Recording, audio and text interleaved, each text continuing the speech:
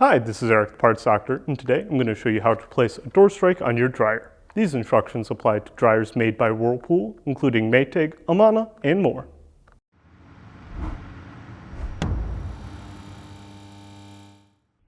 If you need to purchase a new door strike, you can check out our website, partsdoctor.com, where we sell parts for all major appliance brands. Here at Parts Doctor, we only sell authentic, genuine parts sourced directly from the manufacturer.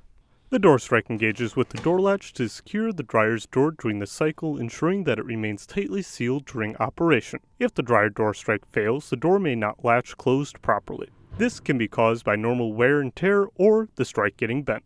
Additionally, the dryer may not start or operate as the safety mechanism prevents the cycle from initiating when the door is not secured. To remove the door strike, first open the dryer's door.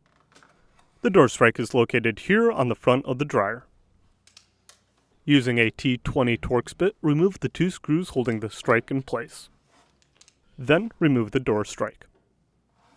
If you need to purchase a new door strike, you can check out our website, partsdoctor.com. We'll leave a link in the description below. You want to make sure that you're searching with the model number from the tag on your dryer to make sure you get the correct part.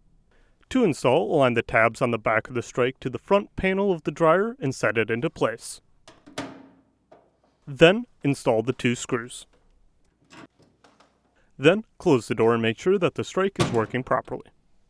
And that's it for today's video, and if you found this video helpful, make sure to leave a like and comment down below, and for more videos like this, please consider subscribing.